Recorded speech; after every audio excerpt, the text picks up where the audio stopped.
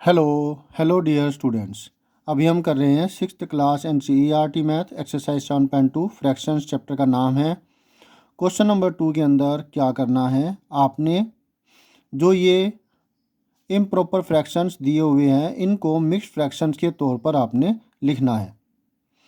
तो 20/3 को mixed fraction के तौर पर लिखना है, तो आपको पहले इसको डिवाइड करके दिखाना होगा। अगर डिवाइड करके दिखाने के लिए कहे तो दिखा दीजिए, नहीं तो इसको रफ में कीजिएगा।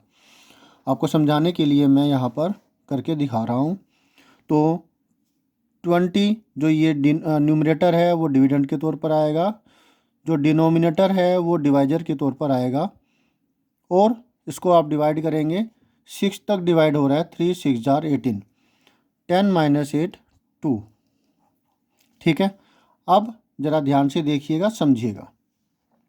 डिनोमिनेटर में जो है वही डिनोमिनेटर में रहेगा, ठीक है।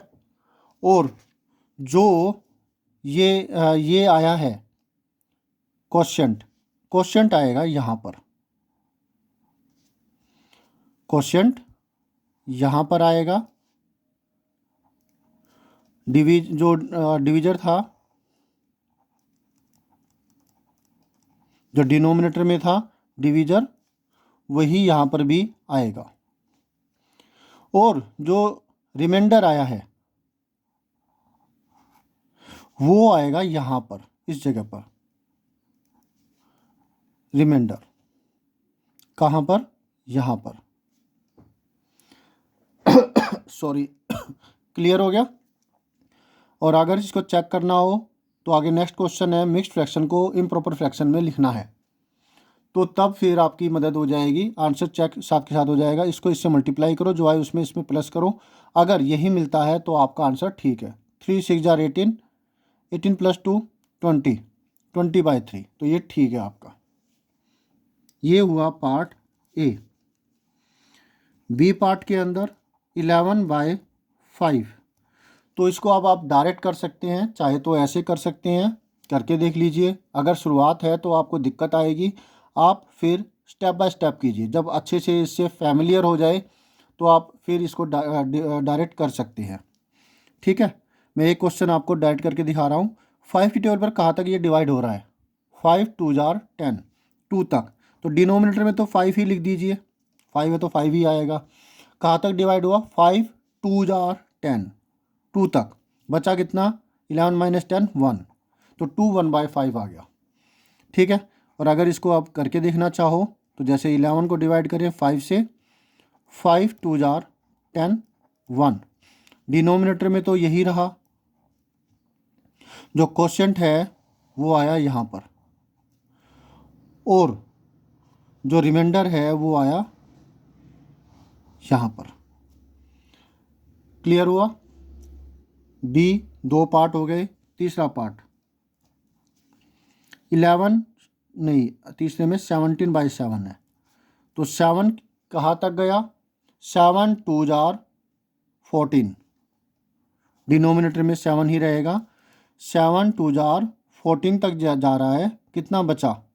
3, तो यहाँ आ गया, ठीक। अब डी पार्ट में 28/5 है, तो 5 का 5 लिख दिया। 5 की टेबल पर ये जा रहा है 5 तक, 5 5 जार 25, तो 5 यहाँ लिख दिया। बचा कितना? 3, 28 - 25, 28 - 25, ऐसे किया है मैंने। 5 5 जार 25, तो 5 इधर लिख दिया। बचा कितना? इसमें से इसको माइनस कर देंगे, ऑब्वियसली समझ में आ गया आपको। 3, तो वो यहाँ आ गया, चेक कर लो। 5 5 जार 25, 25 + 3 28, 28/5, चेक, ठीक है। फिर ई पार्ट 19/6, 6 का 6 ही आ गया। 6 की टेबल पर ये जा रहा है 3 तक। 6 3 जार 18, बचा 1, चेक करो। 6 3 जार 18, 18 + 1 19, 19/6। एफ 35/9 कहाँ तक डिवाइड हो रहा है? ये डिवाइड हो रहा है 9 3 जार 27, 9 4 जार 36, 36 बड़ी वैल्यू हो गई, 9 3 जार 27, 9 का 9 आ गया, बचा कितना 35 में से 27 माइनस करें तो 8 बचता है, क्योंकि एक ही की तो कमी रह गई थी 9 4 जार 36 में, तो फिर एक 9 माइनस 1 8 बचेगा। और यहाँ पे माइनस करके देखें 9 3 जार 27, तो इसमें से 27 को माइनस किया 8 आया,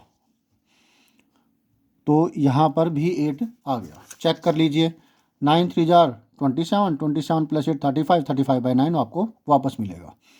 फिर से मैं कह रहा हूँ डिवाइड आप करके देखिए, अगर आप पहली बार में कर रहे हैं तो जैसे यहाँ पर किया 9 3 जार 27, 15 माइनस 7 8, तो डिनोमिनेटर में तो सेम ही रहेगा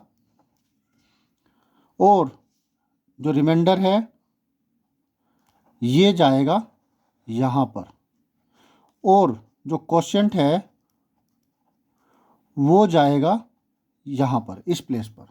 होप सो आपको अच्छे से समझ में आ गया। प्रैक्टिस कीजिए, बदल करके ही क्वेश्चन मिलेंगे, सेम आपको नहीं मिलने वाले। चाहे आप इंग्लिश कर रहे हैं तो नोटिस, मैसेजेस हो गए, टेंसेस हो गए, कंजक्शन, प्रपोजिशन, कोई भी जैसे नॉन फाइनाइट्स हो गए, एक्टिव पैसिव वॉइस हो गई, नरेशन हो गई, तो वो सेम नहीं मिलती, आपको बदल करके मिलेगी। तो वैसे ही आपको क्वेश्चंस भी बदल करके ही मिलती है, तो इसका ध्यान रखिएगा। प्रैक्टिस कीजिए, बेसिक क्लियर होना चाहिए और प्रैक्टिस होनी चाहिए, तो आप इसे अच्छे से कर पाएंगे। Thank you students for watching your own video. मिलते हैं नेक्स्ट वीडियो में, जिसमें हम करेंगे next question. Always have a great time. Bye.